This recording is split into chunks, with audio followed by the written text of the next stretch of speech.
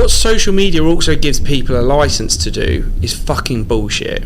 That's the problem that I fucking can't stand. I wish there was some bar of entry that people can't... Saying whatever they want. Saying whatever they want. It's like, I made £1 million, do it. No, you didn't. Like, no, you didn't.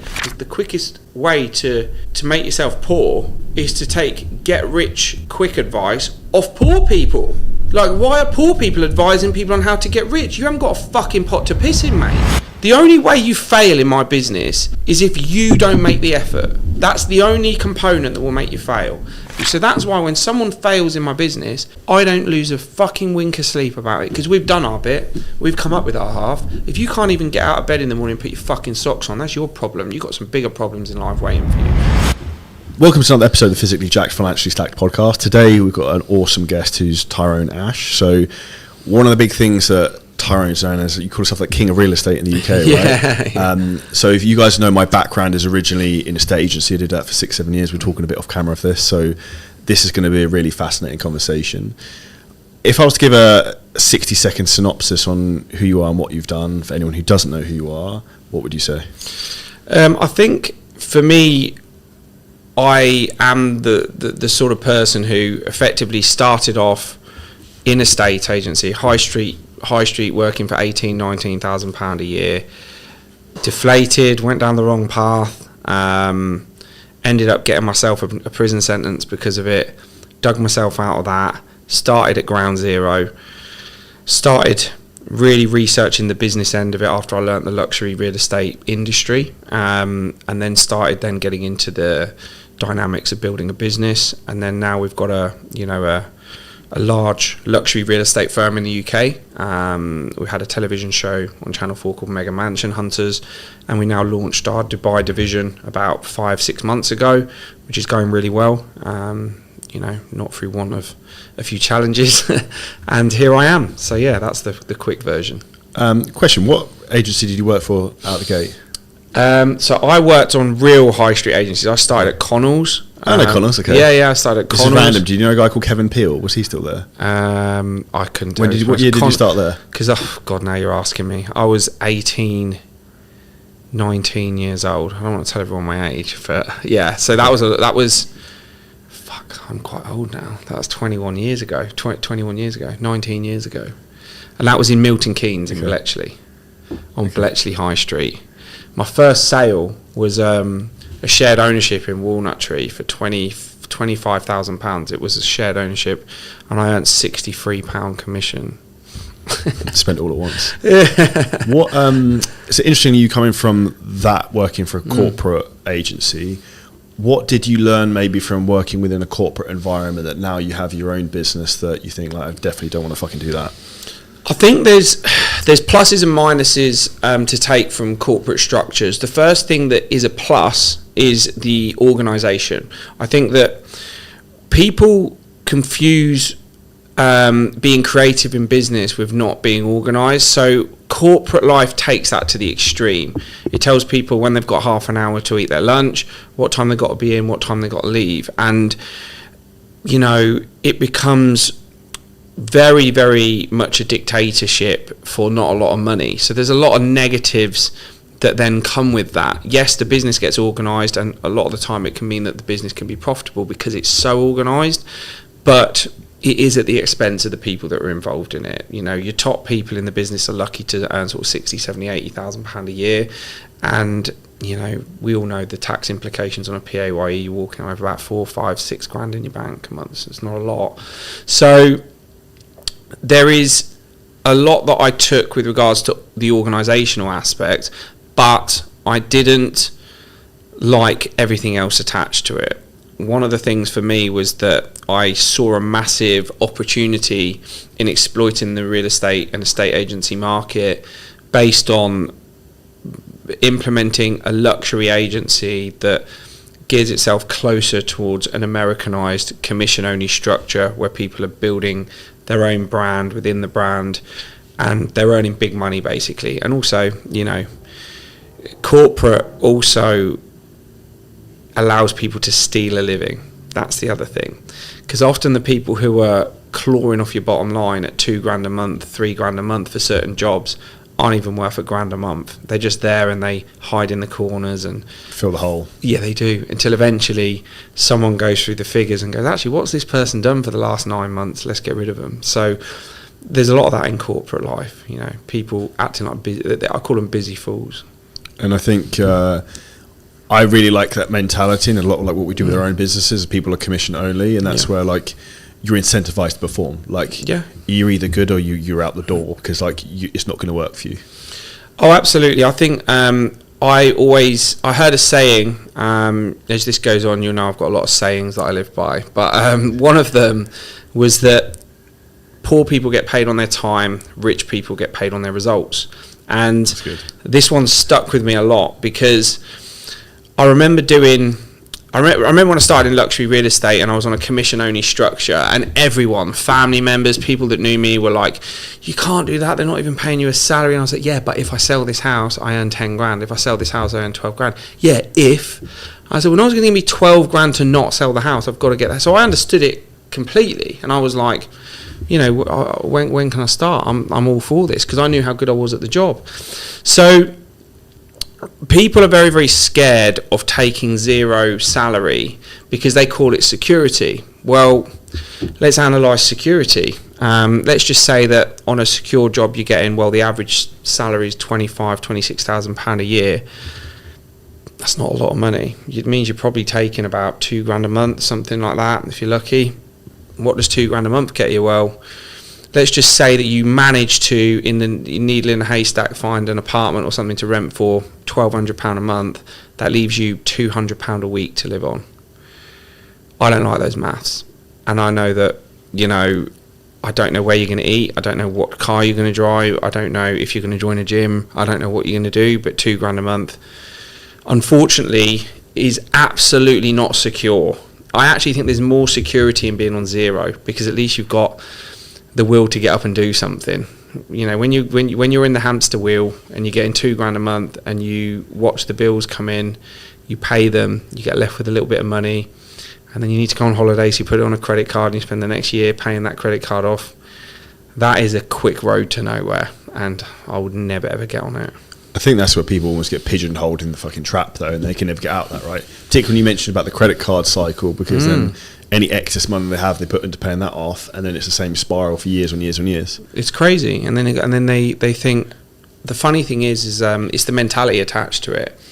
I remember my brother Reese. He said once when we were all sat around a table, and he said, "Isn't it funny that when you're in that corporate environment, you'll be in an office and someone will get a promotion, so their salary will go from 26 to 32, and then they'll all go for drinks on a Friday and congratulate each other, well done on your promotion, blah, blah, blah, and all this sort of stuff. But if your friend starts a business, no one fucking says anything. Yeah. And it's like, because actually, when you are around people who are in that environment, going up 2, 3, 4 grand on a salary or whatever it might be, you all know it's only a few £100 a month. It's not going to, you know, change your life in any way, shape or form. So of course you're happy to go for a few beers. If someone's trying to build a multi-million pound company, that's a bit of a threat to my mediocrity. I don't want to congratulate them. I'm definitely not going to do business with them, because I don't want to put my money in their pocket. It's like the mentality of it all changes, and that I noticed a lot. Don't you think that's we can both say that because we're British, that's a British mentality? Because this is why I love Americans, because Americans would rather you went and you tried to start a business and it failed than you never tried at all. Whereas in the UK, they're like, you should never leave your job, you should go and stay in the safe job you have, like stay in the 9 to 5, don't step outside of your box. I think it is exactly that in Britain. I think that, you know, I've had people just... The lesson I learned very, very quickly is when you pick the route that you're going to do and it's business, stop talking about it to people and just get on with it. Because I'm telling you now, you're not going to get the validation you want from the people you tell. Because I tell you why, because nobody wants you to do well. I think that's what people need to understand. Even your friendship group, even probably close members of your family, that's the worst part about it. Because the reality is that you're looking for validation on your idea. So you might go, I'm starting this business. it's a great idea, isn't it? I'm putting everything into it. And then your friends are going, yeah, but it's a bit risky, and I don't know, that market's been done, and blah, blah, blah, blah, blah, blah. And you go, oh, well, that didn't go how I thought it was going to go. I feel a bit down now. You know, and then you're not as enthusiastic about it. The reality is, just shut the fuck up and get on with it, and don't put your head up until you start making money. And that's kind of what people's attitude to business really needs to be. You can't expect people to jump on board with your idea, because it's not their idea, and they don't actually want to see you get rich. No one wants to see anyone get wealthy. That's the reality. I think one of the things you said there, that my opinion is people procrastinate too much rather than just doing the thing. They talk about doing the thing, think about doing the thing, or planning about doing the thing, rather than just fucking starting. Yes, paralysis through overanalysis. Yeah. That's a great saying that I love, because it's the overanalysis of a situation. Now, if you actually break down what analysis means, analysis is basically risk assessment. That's what it is. So when you're talking about risk assessing a career jump or a business or whatever it might be, I can tell you now, right? I can tell you now, categorically, there are more negatives than there are pros. The only pro is I'm going to make a lot of money, and then the rest of the list are negatives. So there's no point over-analysing all the negatives. Just analyse the process. Just say, what's the process? What do I need to do? And how am I going to sustain myself while I do that? Well, the first part of sustaining yourself while building a business, number one on the list is sacrifice. That's the number one thing. So the one thing that people aren't willing to do, and they attach lack of sacrifice with security. So they'll go, well, I'm not going to set up a business, it's too risky. No, it's not too risky. You're just not willing to sacrifice the things that you're used to doing in order to get that result. That's not risk. That's you effectively paralysing your own dreams through over-analysing the risk. And that is why people won't do it. For me, when I went self-employed, when I started the business, when I took all these risks, I didn't think about my lifestyle. What was I doing for that first period? I can tell you now, I was living on beans on toast. I went to the Sainsbury's downstairs of the block of my flats. I was living in Angel in North London, and I would buy a loaf of bread and I'd buy 6 tins of beans, and that'd be my lunch and dinner until I was making money. It cost me like about £5, £6, and that was my sacrifice. When I was actually earning money as a real estate agent, I was earning 10, 15, 12, 8, 9, 10 grand a month regularly. So I was eating in Mayfair, I was going partying, I was doing whatever the fuck I wanted. But the problem was I lived to my means. So I didn't actually have that much money. I was always like typical sales guy, thinking he's Charlie Big Bananas, and and it was gone. And oh shit, I need to sell some more houses. That's how it was. And it was fun. But you start making some big boy decisions and thinking, I need to set up a business. Fucking hell, you can't be in Mayfair every week. Your mate's calling you, do you want to go for drinks on a Friday? Well, I've got no money, mate. I've just had to pay off 2 property portals and build a website and a CRM system and get all the graphic design and the logos done. Plus I've got a pipeline of properties that aren't going to exchange for about 4 months. I've got about 4 months of hard work to do. I can't afford a beer at the moment. I've got to just get on with it.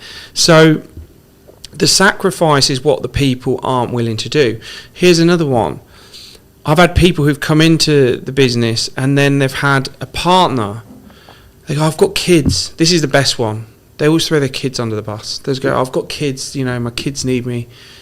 Oh, do they? They need you, do they? Right, okay. So what do you think is going to happen when your kid's 15, 16 and his mates are all getting nice stuff for Christmas and you can't even afford to buy him anything good? Do you think he's going to care that you sat in staring at him going, I'm dad of the year? Get out there and earn some fucking money, because your kid's going to be pissed off when he can't go on a holiday and he doesn't get the football boots that he wants and he's got nothing for Christmas because you wanted security. It's nuts. And people, unfortunately, it's like a harsh truth, but people don't want to face that truth. So I can't stand that mentality. I can't even have friends that have that mentality because it makes me sick. I just think, do you understand how selfish you actually are? that what you just said there really resonates, because one of the big things I think about is like you have to be selfish to be selfless. Yeah. Like you, by becoming the greatest version of you and achieving huge success, you can provide for the rest of your family and generations to come. It's how people can't understand that, I don't understand. It's the most unselfish decision you're ever making in your life. Yourself. You're sacrificing yourself. Oh yeah, but he's only money motivated. Yeah, but why is he money motivated? Why does he need to earn 100 grand a month instead of 100 grand a year? It's because he wants to provide for his children, his mum, his dad, maybe his children's children. Who knows? Well, that takes some pretty big action. It's like, I remember some guy like commenting on one of my things, and he said, "Oh, money's not everything. You should be happy with your day-to-day life and be grateful." And I thought, listen, for an element of what he said, I agreed. You should be grateful for what you've got.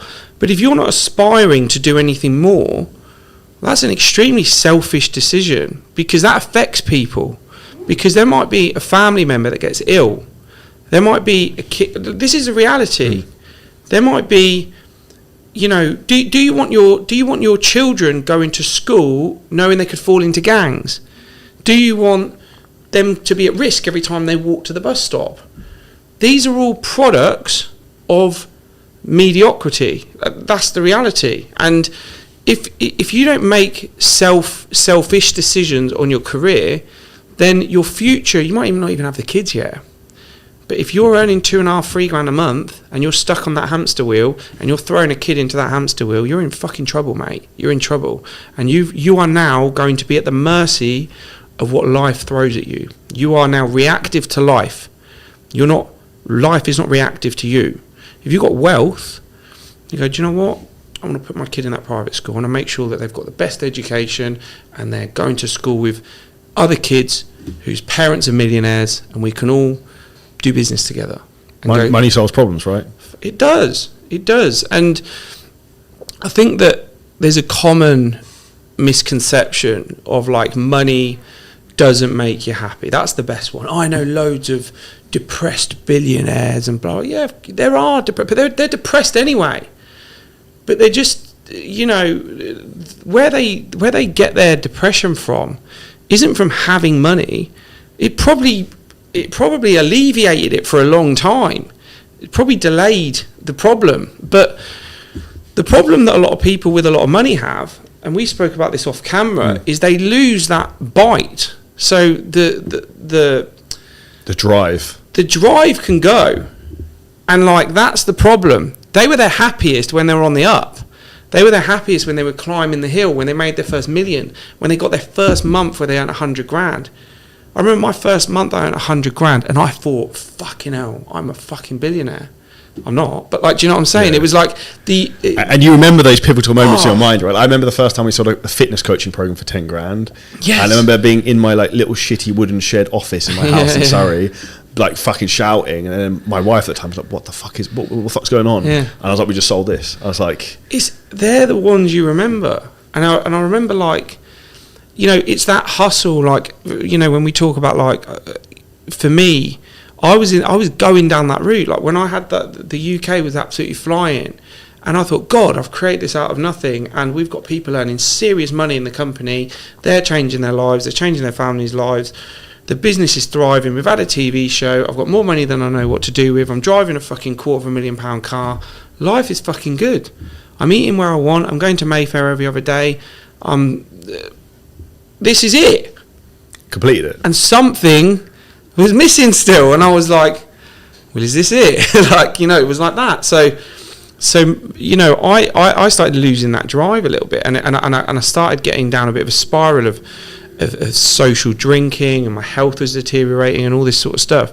And that's why I come to Dubai, because I thought, right, I need a fucking mountain to climb. I do. I need to get to the bottom of a mountain, look up and think, right, now this is a challenge. How am I going to start chipping away at this? And that's when it started, because I was going on holiday every, you know, 2-3 times a year, and a lot of those holidays were like coming to Dubai because it was the best time to come in the winter, because I was too rich to holiday anywhere else. So I was too rich to endure the weather. So I was like, sweet, let's go to Dubai. I'll go and stay in like Jumeirah Beach or wherever, and I was having a great time. But the problem was real estate was getting rammed down my throat. And suddenly I've got the concierge, a friend of mine, he was saying to me, you need to really be jumping on the real estate end here. You're missing a trick.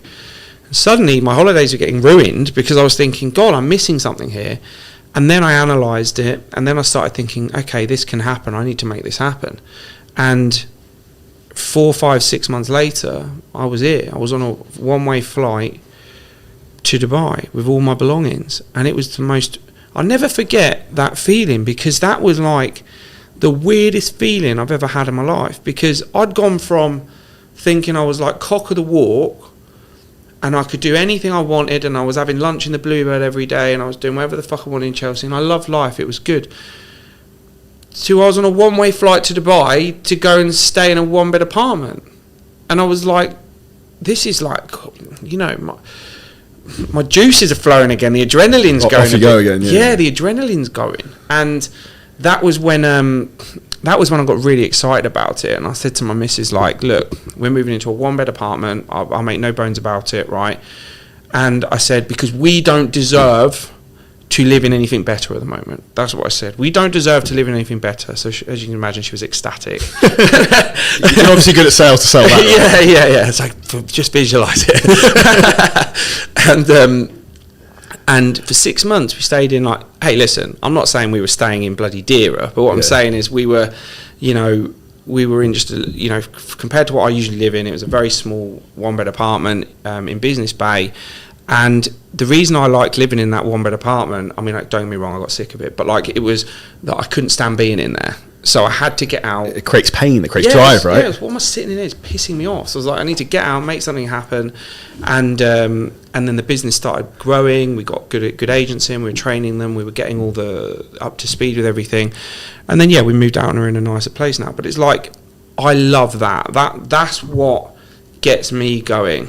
I love a challenge. The hunt's the best. It's the best. That's what really gets me up in the morning. I need to kill. I can't sit and be comfortable. But that's the definition of entrepreneurship, and you very quickly can see who has that and who doesn't, because you're at the point where you don't need to fucking climb this mountain. I'm in a similar point where I don't need to really do what I'm doing now. Yeah. But I fucking love it and excited to do it, because it's like, it pushes you to get to the next level. You have to do it. It's the growth you get with it is incomprehensible. It's so big.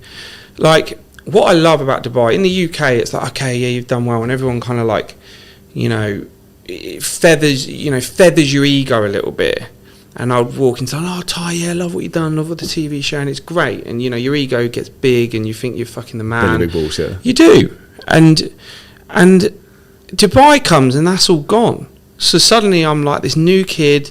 Not kid, but like, people know I am, they know the business and stuff, but now it's like, well, you ain't going to do it here. You're not going to do it here. There's people, there's companies that have been 15, 20 years, have got 500 agents. Good for them. So, but I spent 5-6 months analysing this market. I spent 5 months analysing who my competition are, how their businesses are set up, where the weaknesses are, how we're going to exploit it. If people think that I've come here to just take a back seat, I haven't. Like, we are going to dislodge massively how the real estate market, especially for brokers, is out here. We know the weaknesses. We know that the one thing brokers lack out here, even if they're earning a lot of money, is significance. So for me, significance is actually I think it's probably, besides kind of food, water and all that sort of stuff, it's one of the greatest human needs. If you think about analysing significance, it's why somebody might start an OnlyFans account because they don't get attention from the opposite sex. So suddenly they lose a bit of weight, stick on some underwear, and suddenly they've got people paying for their whatever. Or it might be the kid who got bullied in high school and suddenly turns into a crazy murderer. He wants significance. He wants his face on the front page, and he wants to walk into prison. Everyone goes, that's that crazy murderer. And he doesn't care that he spends 25 years of his life in prison. He gets his significance. A form of status, right? Yeah, exactly. And actually, social media is a massive driver for that, is everybody wants significance. So for me, if I was a real estate broker out here and I've been working for like 2, 3, 4, 5 years, even if I'm earning 30, 40, 50,000 pounds a month, well done, you're in Dubai, everyone's got money out here. Like, money actually doesn't make you unique. And that's the funny thing with Dubai. Money doesn't make you unique.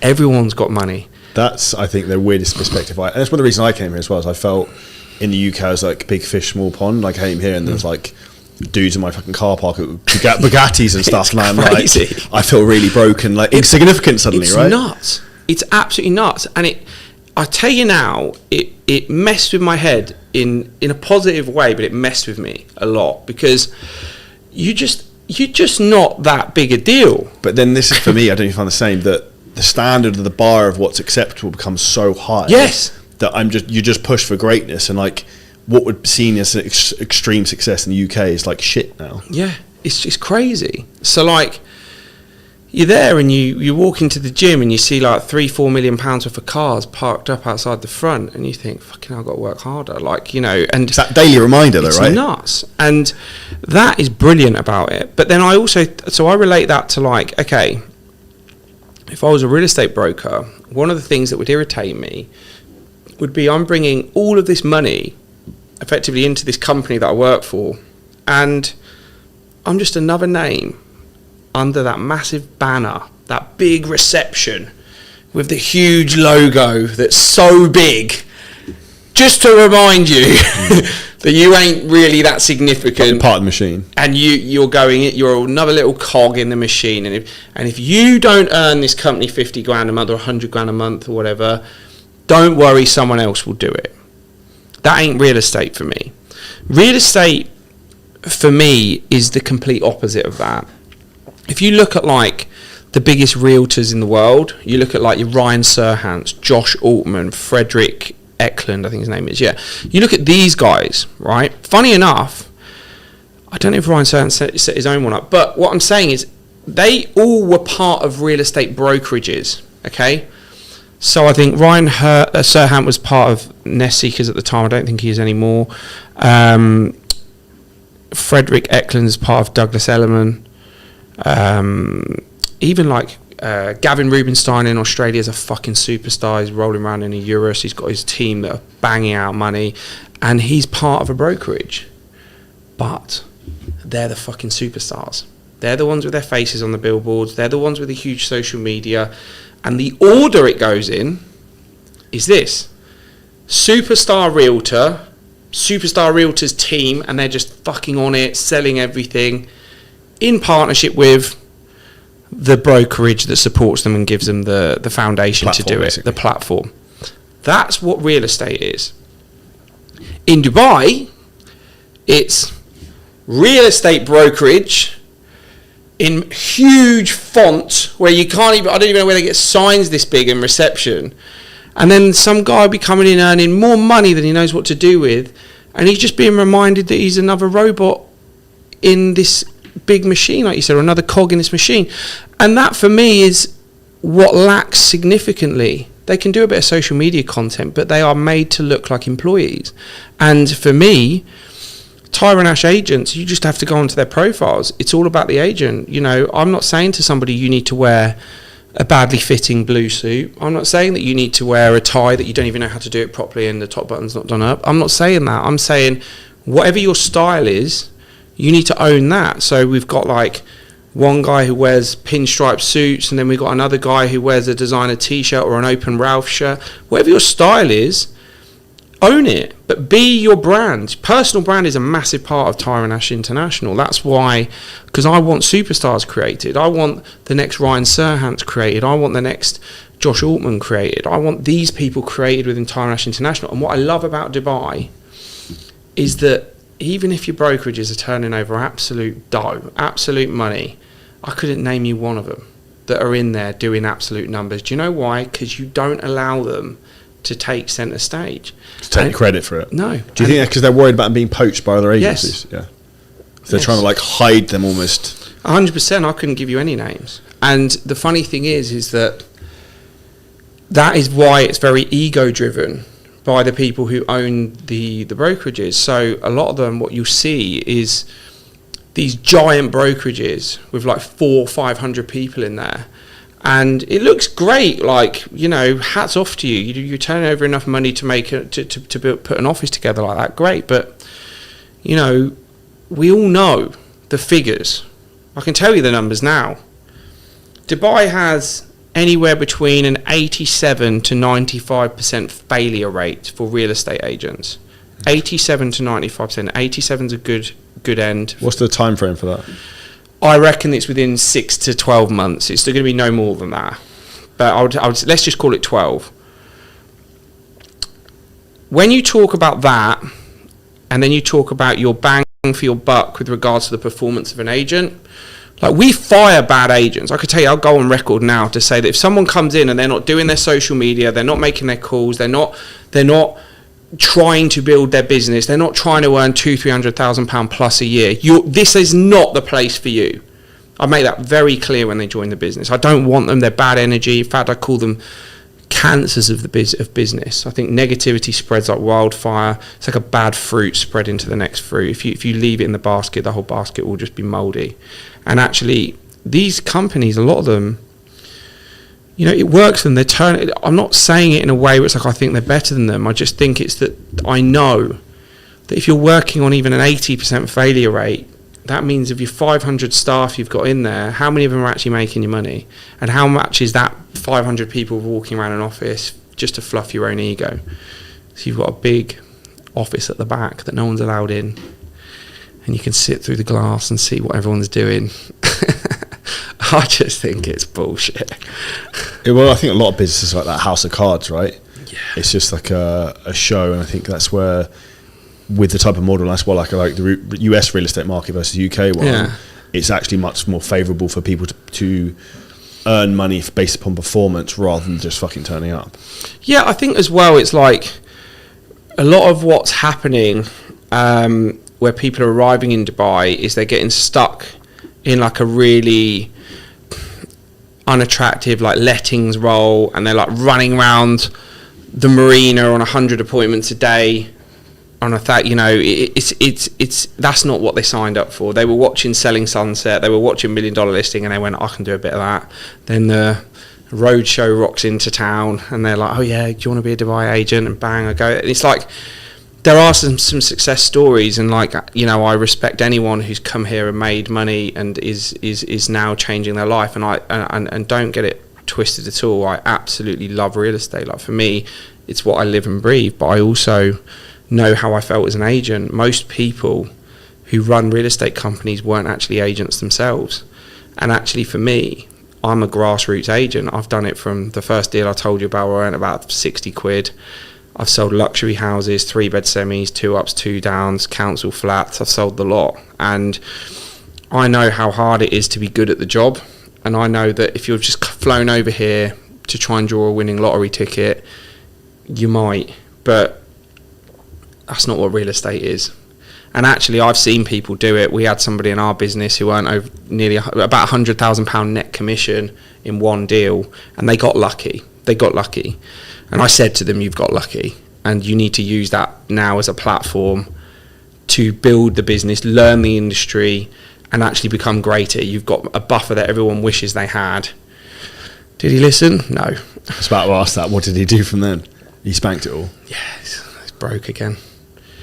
And that's just how it works. And I think that anyone who's had the fortune of hitting a big deal, I think, shit, that was easy. It's not that easy. And you don't know when the next one's going to be either, right? Exactly. If you don't have a sustainable process and sustainable ability to grow it as your own business, that pile will just keep getting chipped at. And let's face it, if you've even earned £1 million from a deal and you think, yes, I'm a millionaire, it will get chipped down very, very quick when you start buying a nice car. Suddenly you roll around a Ferrari, you've suddenly got an RM on your wrist, maybe a Patek as well.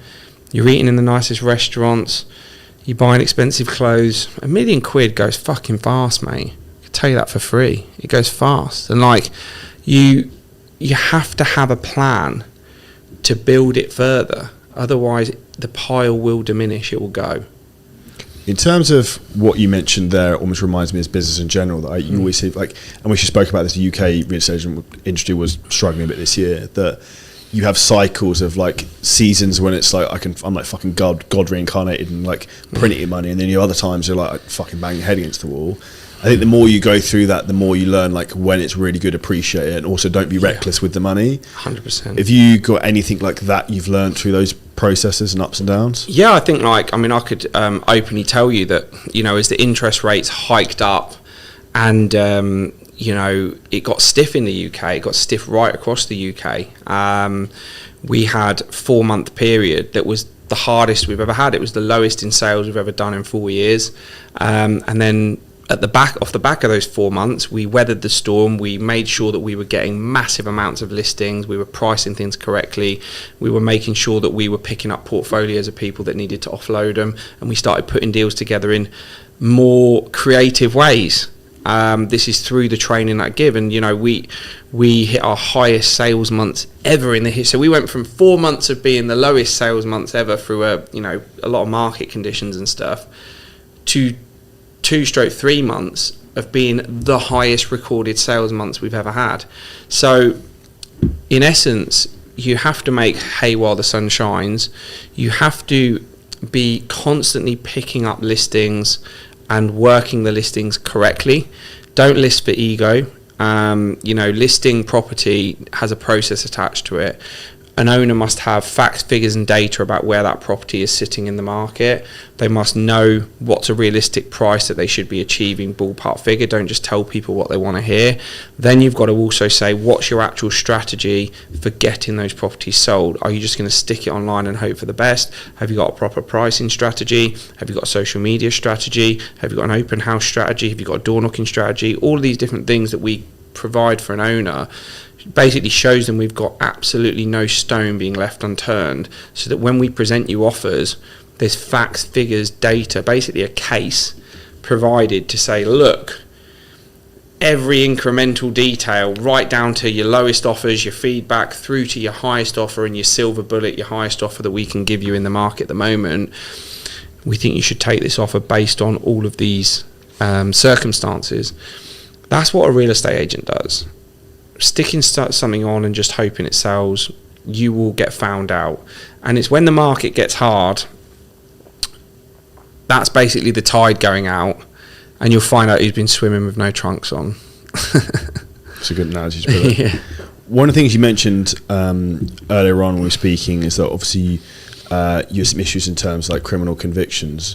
Yeah. Would you mind talking about like what happened with that and then how you overcame that afterwards? Yeah, I mean it's no secret, that in 2015 I was convicted for basically intent to supply Class A. So I know a lot of people are going through this as well. It's the classic struggle of earning mediocre money and having an urgency to earn more money and not really knowing how to do it. So naturally, it's very easy to bump into people who are doing it and saying, yeah, I'm making this much. I made £1,000 last week. I did this and blah, blah, blah. All you got to do is serve it up to your friends and all this sort of stuff. Really, like, when I look back, it was like, this seems like logical. It was very business driven. It was, weirdly. and it just escalated, and a few people involved got kind of caught, and I was in that sort of that group, and it come on top, and next thing you know, I can remember about 2 or 3 different things that, if you've got like a highlight reel in your head, you don't remember everything, but you remember certain things. One of them was my first meeting with a solicitor. That meeting with a solicitor, you're praying they're going to tell you something that's going to get you out of it. And the first thing he said is, you're looking at about 3 years. I went, what do you mean I'm looking at about 3 years? Yeah, you'll go to prison for about 3 years. I was like, what? I can't go to prison. That's ridiculous. I was only like, you can't come to terms. You can't come to terms with someone telling you that. Certainly not for the first time. Probably people who are in and out, yeah, it's water off a duck's back. For me, it was not water off a duck's back. This was not okay. I was like, I'm not going to prison. I can't do prison. We've got to fight it. We've got, where's Johnny Cochran? Get him involved. Anything. It was just, I was not cut out for it, right? I shouldn't have been there in the first place. I made a bad decision. I'm stupid. I'll do whatever. It was one of all these things that go through your head, like, I shouldn't be doing that. Anyway, I was on bail for like 12, 13 months. So that was painful in itself because you just knew this day was coming along. I remember having to go with my mum to Milton Keynes shopping centre to go shopping for prison clothes because you can't have you've got to have grey nondescript tracksuits with small logos and all this sort of stuff. It was fucking horrendous. And then next day went to court and bang, I was in and out of there so fast. It was 40 months. And the other thing that stuck out was the lady prison officer who I was cuffed to. She said, 14 months, that's not too bad, is it? And I went, I don't think he said 14, I think he said 40. And she went, oh, let me check. Comes back, yeah, it was 40. I was like, fucking hell, I just couldn't believe it. And then I was the first in, so I sat in the holding cell all day. And it was just, there's nothing to do. You're staring at, imagine just staring at a ceiling for 10 hours, 8 hours. Time just stood, so you didn't know what time of the day it was, anything. Anyway, so that was it. Got taken into Wood Hill, which was effectively, it's a category A prison, but it's a dispersal prison, so you're there for 6 weeks. And it was nuts because you still can't believe it. And the other thing that stuck out was when I sat and I looked at the charge sheet, and it's got the date of entry, the date of charge, and then it's got your date of release, and your date of release has a different year on it, and it's March. So how can it have a different year? All these things are going in your head. I can't explain it, but fuck me, it wallops you. It really, really knocks you for 6. And the funny thing is, I just made mistakes to try and make quick money. It wasn't because I was trying to be in the next series of Top Boy or anything like that. It was literally I was just this white collar guy that was trying to make a bit of dough on the side, and I got caught and I got slammed for it as well, So that taught me some horrific lessons, some lessons of, and the funny thing is even my worst days here, in my worst days in life now, I would have prayed for them days back then. So even when things go hard and everyone's panicking, I'm just you know what, don't worry about it. It's not perspective, right? Yeah, it's crazy. I'm very resilient because I remember when I, got told when I could eat. I remember having to share a cell with very questionable characters where you're pretty much sleeping with one eye open. You don't know if they're going to flip. You don't know who they are. You don't know. There's rumours this person's in for this, especially in the dispersal jail when it's you are rooming with people on remand for murders and stuff like that. So you think you got it bad. These people are God, some of the stories you heard of how people are in there and what they've done, fucking hell, you don't know this stuff goes on. Which is swept on the radar. Oh, well, you never hear about it. I could tell you stories and I'd be thinking, that couldn't have happened. And then someone would go, yeah, look, have a look at this newspaper clipping or whatever. And you think, my God, what lives are people leading to go down? How does it get that bad that you end up doing something like that? It's insane. And the best way I could describe it is, it's the closest thing to being dead without actually being dead. I know that sounds weird, but it's you pass through a portal where you don't exist anymore, and that's what it is. Just off the grid almost. You just disappear. You disappear. Your family will make the effort to come. Everyone forgets about you. It's you're dead. I swear, it's a bit if someone dies, and then everyone puts up the posts, and for about a week everyone's R.I.P. and all this stuff, and then everyone gets on with their life. That's what happens when you go to prison. Except you don't even get the R.I.P. It's just so and so went to prison, scumbag, and then oh, by the way, he's back out 2 years later. and that's kind of how it happens. Did you serve all 40 months? Was it 2 years? No, so you do half. I did 16 months in there. There was 6 of them were in DCAT, and there was 4 months on tag as well. It was weird because I got a job in agency and I didn't tell them I was on tag, so I had to get an extension from the probation officer because I had to say, look, I work till 6 o'clock. It's an hour to drive home because I was driving from Milton Keynes to North London. I remember I used to be really conscious of it because I'd have my sock pulled over my tag. When you sit down and your trousers come up. Really chunky thing on my leg. Oh God, it was crazy. And like I just and you know and that was but that was like the most humbling experience. I would never want anyone to go through it. You shouldn't have to go through that to learn lessons. But for me, I was so here, there and everywhere. My brain was a bit all over the place. I had great ideas, but I was also looking for shortcuts. And the greatest thing I took out of it is you can't take shortcuts. There's no shortcuts. Like, you can't take shortcuts in life. You will. There's a saying I think I heard in prison, which was, every dog has his day. And you know, the problem is that some people, they get so deep into it and they're actually not bad people. That's the funny thing. Don't be wrong, there are some fucking scumbags in there, but there are some good people that have just made bad decisions. And sometimes if you're in too deep, then the consequences are too heavy. If you get a 12 or a 15 or a 20 stretch because you were suddenly fucking flying in kilograms, you're in a bit of trouble. You know what I mean? You know, you might be a good person and you might have only been doing it for money, but you are breaking the law on a catastrophic level, a massive level. You know, if you're making a bit of money on the side, you can bounce back from it. So there was a lot of things that I learnt there that were just chaotic. And I was in Doncaster in Ramsey. I watched the wing get taken over by prisoners, and like there was riots, you know, if you ever seen the films and there's like the netting in the middle, they were jumping on the nettings, pull tables over, they were fighting the officers. It was chaos. I just looked out of this window and I got pushed by one of the officers because they were just pushing you into cells because once they shut the door you lock. So I was in with this random guy I never spoke to in my life, and me and him were sat in there for 8 hours because you just locked in this cell. And I was looking through this window and watching chaos unfold, and I just thought, my God, this can't be real. It was like some of the memories I've got in my head, and it's like watching a film. It's like I couldn't believe I watched it. And I just remembered the first day I was there, I called my dad on the blue box phone on the wall.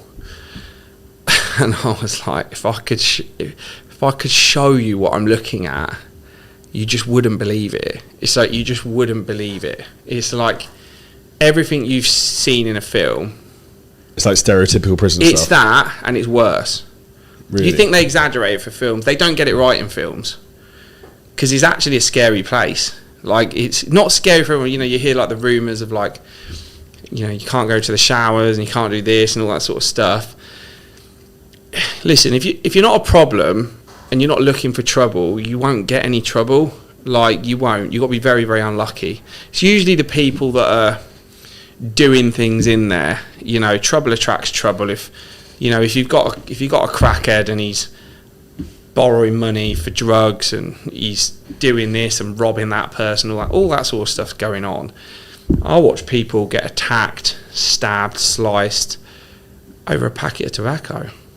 Because it's the respect. It's like, because your currency in there was these packet of rolling tobacco. It's like gold dust.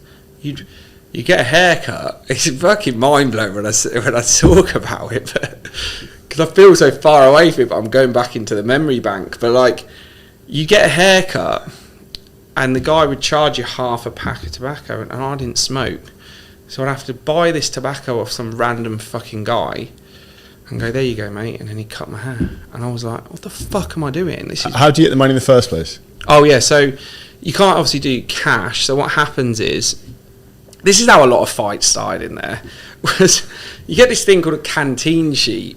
And basically it gives you an order of like what you're allowed from a spend. Your family will send money and it gets held on your account, but you're only allowed £20-25 a week to spend on this canteen sheet. This is to buy max. Yeah, this is to buy external goods from like a supermarket. So say you wanted like some sweets or ingredients or fruits or all the stuff that you're not going to get that provided by the prison. That's what you buy on it. You get some very like, you know, it's sad because you get some very poor people and they don't have any money, not even 20 quid being put on their canteen sheet from family. So you would buy the tobacco, or what I'd do is I'd say to someone, have you got half a tobacco to pay the fucking barber? And then I'd pay him, but I'd have to give him a whole one back. It's just nuts. And that's how it kind of worked. And there's all these deals being done. It's all this, it's got its own currency going on. It's fucking nuts. And like, so you'd have, there's another one, there'd be someone like on the hall, would have a shop. So what they'd do is they'd have a shop where they'd have all these boxes of like Skittles and Maltesers and all this. And what the deal was is you'd take one, and on your canteen you'd give him 2 back. So that's how the business worked. And then every now and then the shop would just get robbed by someone, and then they go, oh, fucking so-and-so shop's just been robbed, and you can see some crackhead running around with loads of Skittles in his hands. It's just, the thing is chaos. It's chaos. And it's like, it's one thing that I was, when I watch like the prison movies and stuff like that, they miss all these details. And I wish they'd sit down with people in it and actually get all these little details, because it's the intricate details that make it the most unbelievable thing you've ever seen. Because the way humans interact, you don't know how bad society is until you see it there. And you'll get the white collar crime guys, and they're thrown into this, and they just can't fucking believe it. They can't believe it. It's, you know, they're well spoken, they're from private schools, all this stuff, and then you've got a guy in the same cell as him who's got no money for tobacco, so he's smoking a tea bag. It's nuts. It's absolutely nuts. But it taught me some unbelievable life lessons, like crazy life lessons. Like, made me realise that you're not above the law. You can't take shortcuts. You can't do this stuff. Like, and it also made me very driven to not put my family through that again. You know, that was, I could deal with it. I'm a very resilient guy, but like, it hurt my mum, hurt my dad, hurt people very close to me a lot. You know, seeing how much it hurt them was the thing that hurt me the most. Them having to travel 2-3 hours to a visiting hall. I used to have panic attacks in the visiting halls. It was weird because I was always all right in the actual environment. I'm kind of quite streetwise. I know how to get about. I get on with people, and it's very easy for me. But sitting in a visiting hall, and you can see parents, and they're asking you questions like, "Oh, how's it going?" and all this, and you're trying to make out you're all right, and you're fucking pissed off. And I used to start feeling dizzy. I used to start feeling like having anxiety attacks. I'm trying to control these anxiety attacks in the visiting hall. It was a weird process, because you just know they're so fucking pissed off and disappointed with you, and they're trying to be nice and keep upbeat, and you know they've just had to wait and get patted down in the entry hall, in the visiting hall as they're coming in, and because people sneak things in, so they're being treated like criminals themselves. My mum, my dad. It's just horrible. And like, then you're sitting there and you get to have like a chicken burger or something and pretend life's good, and it's fucking shit. And I going back, I wish they didn't come, but I wanted to see them, but I just hated them coming. It was my worst time as a visiting. What did you do when you came straight out of there? How did you feel? Weirdly, what was happening is I had a few home visits before, and when I'd go home, everyone was like so nice to me, and they were like, "What, you were allowed to go home and then go back to prison?" Yeah, it was like a part of weird. D category. So like when you get to the open prison, they start testing you to make sure you're not going to run away and all this stuff. So you get these signed off home visits, like for a weekend, once a month or whatever, and you'd go back and you'd spend 2 days at home, and then you'd come back, return at a certain time, and that'd be the prison's way of testing that you're integrating back into society and you're not going to go and rob a bank or whatever it is that, you know, they're worried about. So when I left, I thought it was all going to be that kind of vibe, and it wasn't. It was like my dad picked me up, and I was all like happy, yeah, I'm out, brilliant, and he had just had a face like fucking thunder. It was not the welcoming party that I expected. It was basically, don't ever, if you put your family through this again, you are going to be disowned. Basically, this can't happen. You get one of these. That's it. And I thought, fuck. And it was a quiet car journey home, and I was reflecting a lot. I was crying quite a bit. I was very, very disappointed in myself. I looked like a bag of shit. Everything was just like, where do you go? What's your first thing you do? All these thoughts are going on in my mind, and that was a really, really weird part, was thinking to yourself, what's the first thing you do? People also panic act. The reason I think people they end up getting back into the same crimes they commit is they learn a lesson short term, but they don't learn it long term.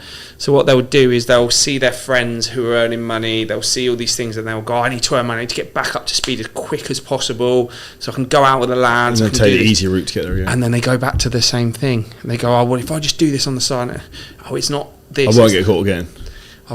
I'll be smarter. I'm doing it with this person now, not that person, blah, blah, blah. And then they get fucked for it. And actually, just wait. Like, you have cocked up. You now have to go through that period of rebuilding and becoming an integral part of society. And that doesn't happen overnight.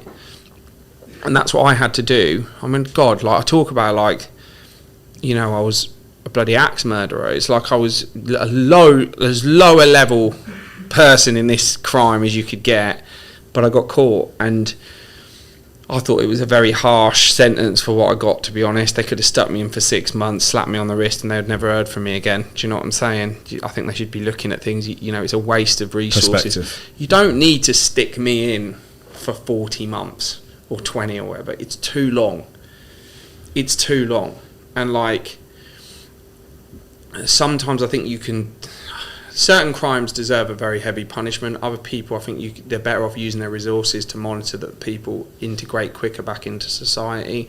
But that's another debate, What would you say is the biggest business lesson you learned from that process? Must be things you've taken from that. I imagine it's made you a much more fucking determined individual coming back off of that. Yeah, I think the big one was visualising, taking action. Imagine making a decision. Let's say you were being released in 6 months or 5 months. Imagine making a decision that you were going to succeed in business 5 months before you were out. So you've got no resources, you've got maybe a pen and paper at best, and you've got nothing but your ideas, and you've got that for 5 months. That was like going to military school for visualization and manifestation, which I'm not a massive fan of manifesting and all that stuff. I think it's a bit of a cliche. I think you can't go walk into your garden, and I think Tony Robbins said, and say, there's no weeds, there's no weeds, there's no weeds. If there's weeds in your pavement, there's weeds in your pavement. Like you can't sit in your apartment and say, I'm going to have £1 million, I'm going to have £1 million. No one's going to knock on your door and just give you £1 million. Like, there's action and there's all these things attached to it. But I conditioned my brain for 5 months into all of the intricate details that I was going to achieve.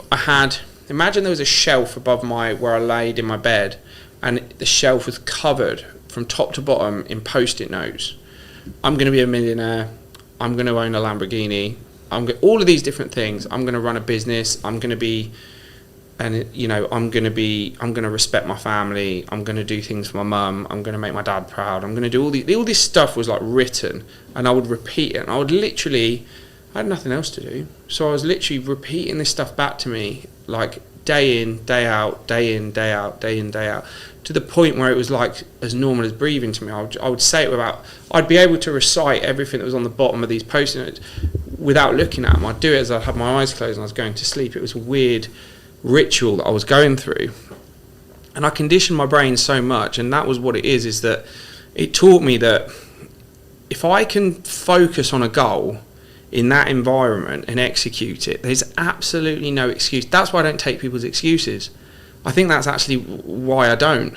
when I think to myself, why do I not listen to people's reasons when they say they can't do it? And I just think it's bullshit. I think it's bullshit. You got kids, well, tell your fucking missus to look after them. You're busy at work, well, get a new job. Get a part-time job, scale down all your luxuries in life and go and work 10 hours a day in real estate. You know, there's always an option. It's whether you want it enough. What are you willing to sacrifice? And we go back to sacrifice. Because there's a cost to everything. And there's a saying someone said to me before is that, like, choose your suffering. Like, you can choose to suffer now intensely, or you can suffer for the rest of your life. Oh, yeah. And the choice is yours. Oh, it's so true.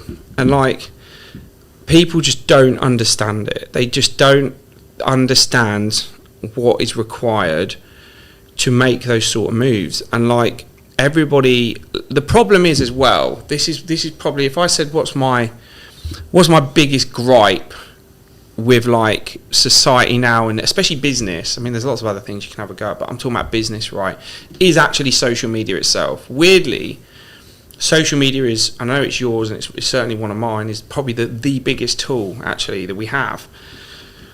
But what social media also gives people a license to do is fucking bullshit.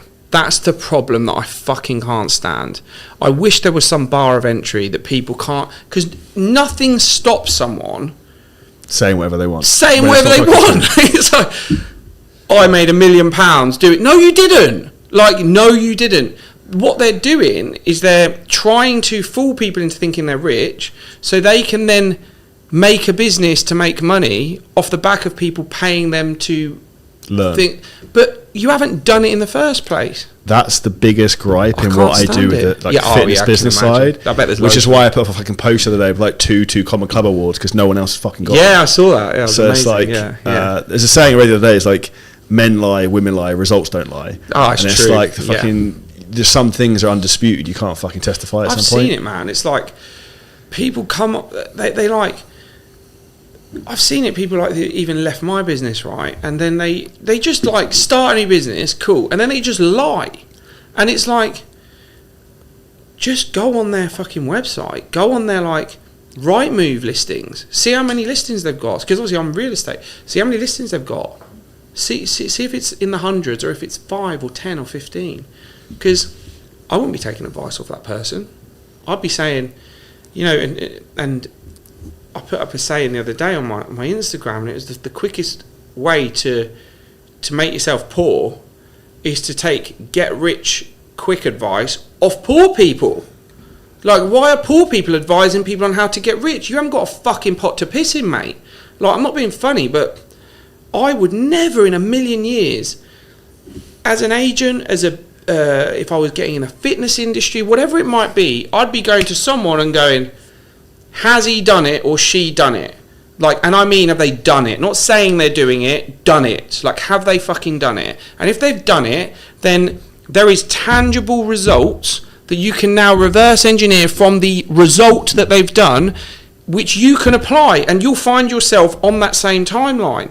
If that person has no money, and they're saying they have money, and they're saying they achieved this when they fucking didn't, then you are just about to waste a shitload of time and money.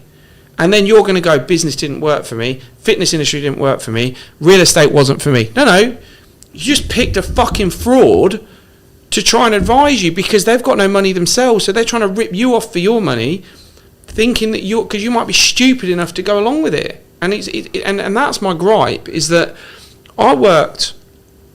There's people in my industry that I respect. I don't particularly like some of them, but I respect them. And the reason I respect them is because they've done it. That's why they have my respect. That's why they have my respect. I am not a hater. I've never been a hater. If someone makes money doing something, I will commend them whether I dislike them or like them, because they still did it, right? They did it. They don't need a well done from me to know that they've done it. Their bank account tells them. And that is why they have my respect. When I see what can only be described as like charlatans, like complete fucking frauds, going onto the internet and saying, I've done this, I've built this, click here and follow my this. I'm like, no, you haven't. You've not done it. Like, people who are signing up for this stuff, why don't you ask them some questions? Like, really ask them. This is an example in terms of what I say to people. It's like, Yeah. ask them, did they have a fitness business? And if they said yes, is, do you still have it or did you sell it? Because if you don't still have it and you didn't sell it, it was shit and it didn't work in the first place. It's a good place to start. Absolutely. I think that, you know, social media gives people the kind of license to say what they want, and there's no repercussions. Now the problem is, right, I'll tell you where the repercussions fall. The repercussions fall on the idiots that send the money.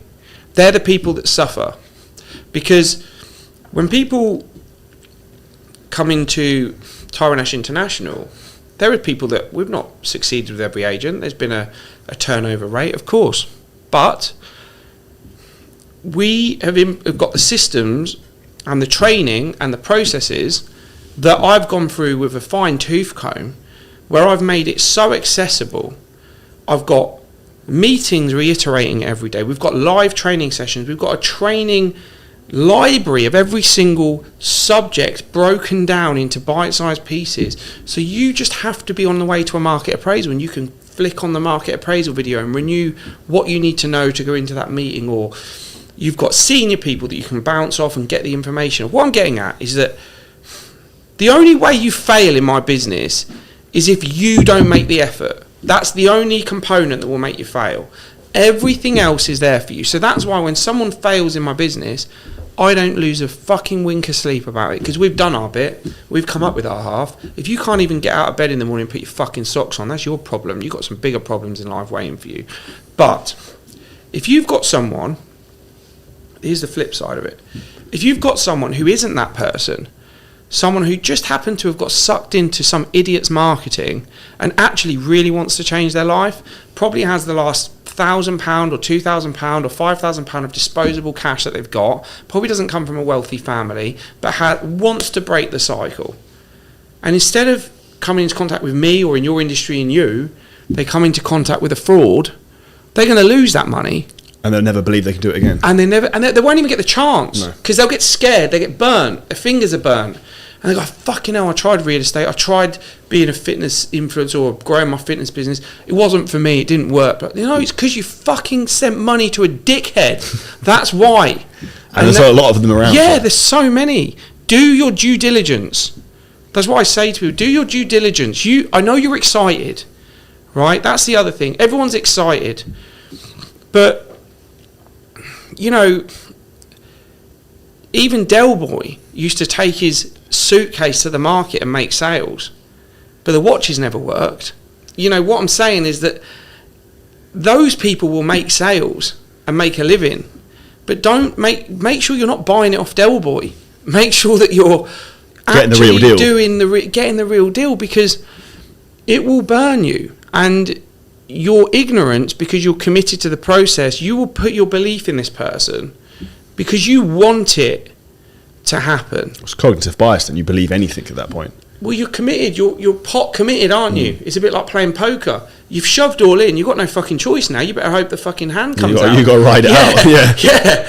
Like you're pot committed, and that's what I find quite sad. Is that, like, I love hearing and speaking to and feeling the energy of people that want to fucking make a change. I absolutely love it, because when I'm around people like that, it doesn't matter if you've made a load of money, it doesn't matter if you don't, I don't care. Like, what I love is that I can tell when if that person's going to succeed based on those interactions. I know that I think to myself, if you're doing everything you're saying and you continue like this, in 1 year you're going to make a shit ton of money doing this. And I also know the people that make all the wrong noises. I know the people that you've got to keep nudging to be on the meeting, don't do the social media content, aren't working long enough, get distracted, are drinking 3-4 nights a week. All this stuff is all the recipe for the people that aren't going to succeed. And when those people that have got those abilities and that commitment and all that, and they fucking make that wrong decision, it's bad, because there's no coming back from it. You've sent your money to someone who is going to squander it and hasn't got a product, a value or a service to deliver on what you're hoping they're going to deliver on. That's what I hate about social media at the moment. 100%. And I think that's a good note to finish on. Yeah, absolutely. That was fucking wild. That's really, really good. So, where's the best place for people to find out more about you, Tyron, and what you guys do? Yeah, so I've got my personal Insta page, Tyron Ash Official. Our website, our Insta page for the business is Tyron Ash International. That's a whole load of content of like all of the luxury real estate agents in the UK and Dubai. If anyone's interested in exploring a career in luxury real estate, please drop me a message. Our recruitment doors are open at the moment, and then obviously if you want to look at our properties, go on to tyronash.com or any of the portals. So yeah, awesome. Make sure you follow him, check out everything else, and if you're interested in a job in real estate, it's a lot of great skills and you can make a lot of money in Dubai as well. Yes. So big thank you to you. For everyone who enjoyed that was a fucking hell of a conversation. Make sure you subscribe to the podcast, share this with a friend, and big thank you to you, dude. Thank you. Thanks for having me as well. It's been an absolute pleasure, man. Pleasure.